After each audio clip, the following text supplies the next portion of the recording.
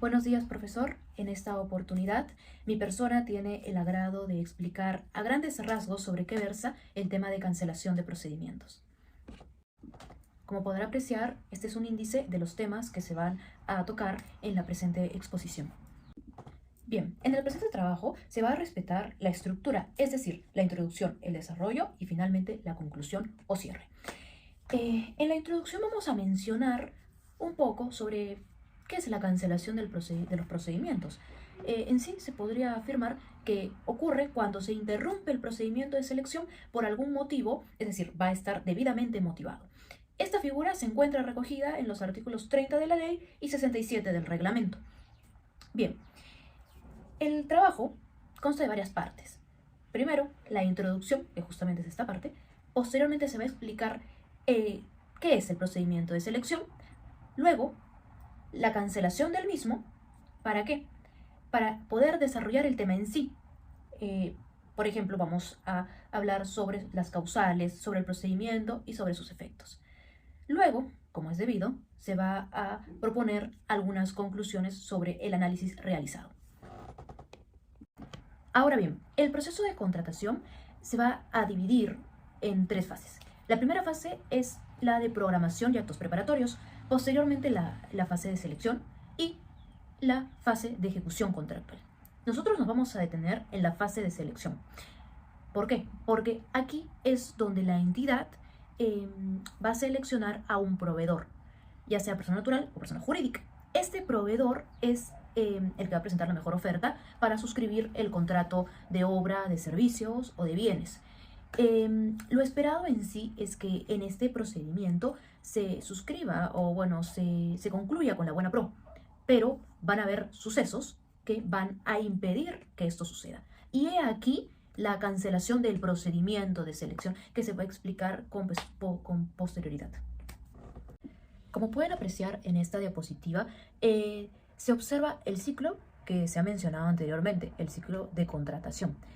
La mayoría de procedimientos de contratos, la licitación pública, por ejemplo, que se encuentra en el artículo 74, recogen este procedimiento, ¿no? Este ciclo. Bien, el primer paso es la convocatoria. Posteriormente se da el registro de participantes. Luego, las consultas, las observaciones e integración de bases. Posteriormente, la presentación de ofertas, la evaluación y calificación y finalmente la buena pro. Antes del paso de la buena pro, se puede dar la cancelación del procedimiento en cualquiera de los pasos ya mencionados.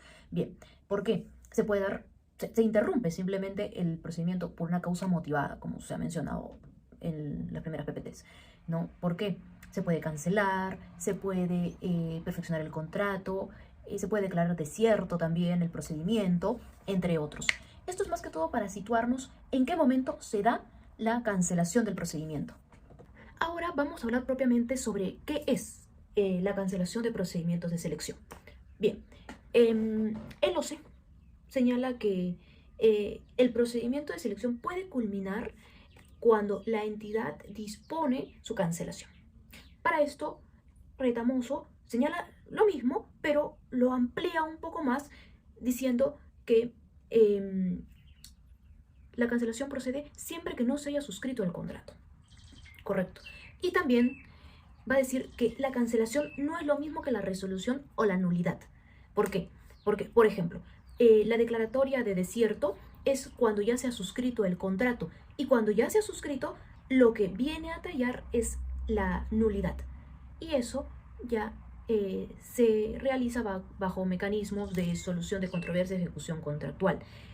Bien, y finalmente Morón va a hacer un símil entre la revocación del acto administrativo con la cancelación de procedimientos de selección. A ver, en términos un poco más simples, la revocación es cuando la autoridad resuelve de manera unilateral el contrato por razones de interés público. Y la cancelación también, la autoridad, la entidad, lo va a realizar de manera unilateral, siempre y cuando éste esté motivado. Bueno, en esta diapositiva pueden observar lo concerniente a la normativa propia, que no voy a entrar a detalle porque, bueno, la norma está ahí, es taxativa y se puede apreciar simplemente. Solamente recalcar que los artículos relevantes es el 30 de la ley y el 67 del reglamento. Ahora vamos a hablar un poco sobre las causales. A ver, desde mi punto de vista, las causales es la parte más importante del tema de cancelación de procedimientos de selección. ¿Por qué? Porque va a ser justo lo que va a configurar la motivación, el por qué estoy cancelando un proceso. Bien, como pueden apreciar en el cuadro que hemos citado de la opinión consultiva número 091-2020, es que ¿cuáles son las causales exactas que están taxativamente en la ley? Es decir, están expresamente. Por ejemplo, es por caso fortuito y fuerza mayor. Esa es una de las clases de fractura nexo causal que se daba en la responsabilidad extracontractual, ¿no? Caso fortuito o fuerza mayor es cuando la entidad o el proveedor se eximen de responsabilidad, porque quiera o no, es un hecho extraordinario, imprevisible, irresistible y notorio, ¿no? Que exime de responsabilidad a ambas partes.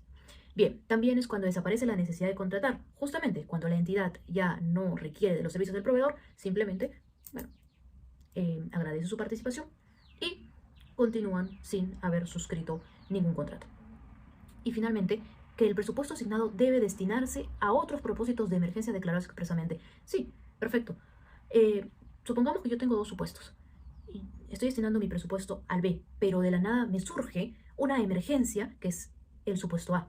Entonces, este supuesto yo lo voy a anteponer y voy a destinar mi presupuesto justamente al A y no al B. El B puede esperar, pero el A no. Entonces, está motivado. Y bueno, todas estas causales deben presentarse antes de haber adjudicado la buena pro. En esta PPT pueden observar que las causales están un poco más desarrolladas. Bien, el primer supuesto es sobre lo concerniente a fuerza mayor y caso fortuito. El caso fortuito son los acontecimientos que provienen de la naturaleza y fuerza mayor, por el contrario, son los acontecimientos que produce el hombre, ¿no? Más conocidos por la doctrina como acto de Dios y acto del príncipe. Bien, cuando desaparece la necesidad para contratar, aquí hay una opinión, la opinión 030-2010, la cual señalaba que, por ejemplo, la mala programación, negligencia o algún otro motivo similar no podría encajar como un ítem esencial que desaparezca la necesidad, porque aquí sí se tendría que hacer cargo y el proceso continuaría, en el sentido de que una mala programación está en actitud de poder preverse. Entonces, no desaparece la necesidad.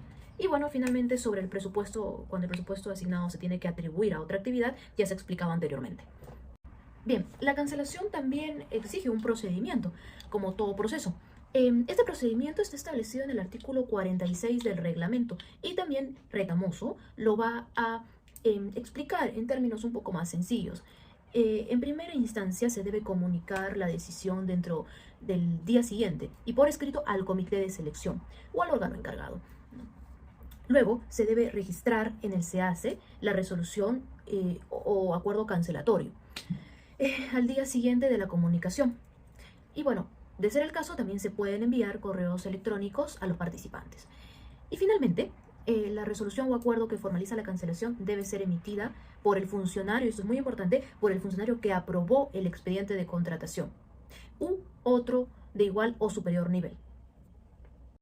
Finalizando ya con la exposición, vamos a hablar sobre los efectos. Los efectos vienen a ser la consecuencia de la cancelación, y esto es que va a imposibilitar a la entidad convocar el mismo objeto. Sin embargo, en la opinión 052-2019 señala lo siguiente, ¿no? Que cuando existe una nueva necesidad en el mismo periodo fiscal, entonces la entidad debe convocar la contratación de un nuevo requerimiento, es decir, un objeto contractual diferente, distinto. Ahí sí procede la nueva convocatoria.